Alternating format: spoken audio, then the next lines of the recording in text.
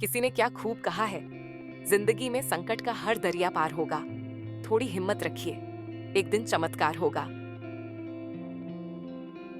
Hello दोस्तों, स्वागत है आपका अपने चैनल ऑसम ममता में। कुछ लोग सोचते हैं कि चमत्कार सिर्फ किताबों और कहानियों में होते हैं, लेकिन असल में चमत्कार हमारे आसपास होते हैं। बस हमें उन्हें पहचानने की जरूरत होती है। आज की कहानी एक अमीर सेठ की है, जो अपनी सिटी के सबसे बड़े सेठ थे। उनके पास बहुत सारा पैसा था, कई बिजनेस चल रहे थे और कई फैक्ट्रियों के मालिक थे। उनके पास किसी चीज की कमी नहीं थी, हर तरीके से संपन्न थे। एक दिन अपनी फैक्ट्री का दौरा करके वह शाम को घर लौटे। घर पहुंचकर उन्होंने देखा कि घर वाले सभी लोग पूजा पाठ कर रहे थे। शाम की आरती चल रही थी। सेठ जी को भगवान से थोड़ा सा दूरी बनाना अच्छा लगता था। वह नास्तिक थे, इसीलिए पूजा से दूर रहते थे। वह चुपचाप अपने कमरे में चले गए और अपनी रिपोर्ट्स चेक करने लगे। सोचने लगे कि क्या सही हुआ, क्या गलत हुआ। नौकर को बुलाकर कहा, एक कप कॉफी लाकर दो। नौकर कॉफी बनाने के लिए चला गया। तभी सेठ जी को अचानक सीने में दर्द और बेचैनी महसूस होने लगी। उन्होंने तुरंत नौकर को बुलाया और कहा, फटाफट डॉक्टर्स को बुलाओ, कॉफी बाद में लाना। वह शहर के टॉप हॉस्पिटल के डॉक्टर्स थे, जो तुरंत आए और पूरी जांच की। बहुत सारी रिपोर्ट्स आईं और पता चला कि सेठ जी शारीरिक रूप से पूरी तरह से ठीक हैं। फिर भी सेठ जी का मन था कि कुछ अजीब सा महसूस हो रहा था। उन्होंने डॉक्टर से कहा, मुझे अभी भी बेचैनी हो रही है। डॉक्टरों ने कहा, आप बिल्कुल ठीक हैं, शायद आपको मानसिक परेशानी हो रही है। ये बेचैनी किसी तनाव के कारण हो सकती है। अगर नींद न आए तो ये नींद की गोली ले सकते हैं। आज आप आराम करें, कहीं ना कहीं आप परेशान हैं। नौकर ने खाना तैयार किया और दवाइयां लेकर आ गया। सेठ जी ने दवाई ली और सोने के लिए बिस्तर पर चले गए, लेकिन नींद नहीं आई। वह करवटें बदलते रहे, बिस्तर से उठकर नींद की गोली भी ली, लेकिन फिर भी नींद नहीं आई। बहुत देर हो गई। घड़ी में देखा तो रात के 3 बजे थे। सन्नाटा था, हर तरफ शांति थी। उन्हें लगा कि शायद बंद कमरे में घुटन हो रही होगी, इसलिए वह कमरे से बाहर निकलकर अपने आलीशान बंगले के बगीचे में टहलने लगे। लेकिन वहां भी उन्हें सुकून नहीं मिला। उन्होंने सोचा, थोड़ा बाहर टहलने चला जाता हूं।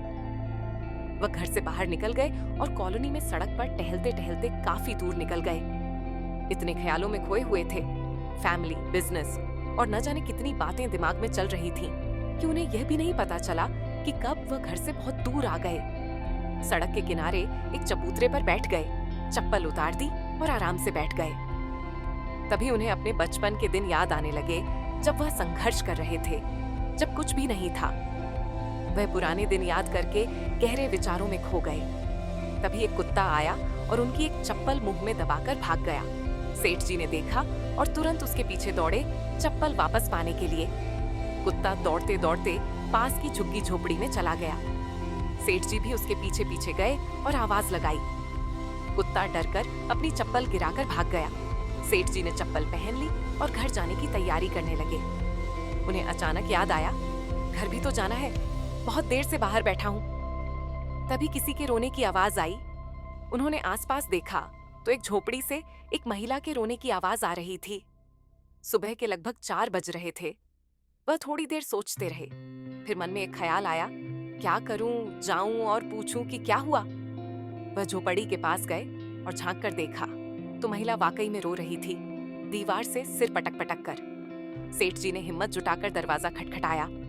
महिला ने दरवाजा खोला और सेठ जी से कहा, बाऊजी क्या बताऊं, देखिए मेरी 7 साल की बच्ची है जो जमीन पर सो रही है।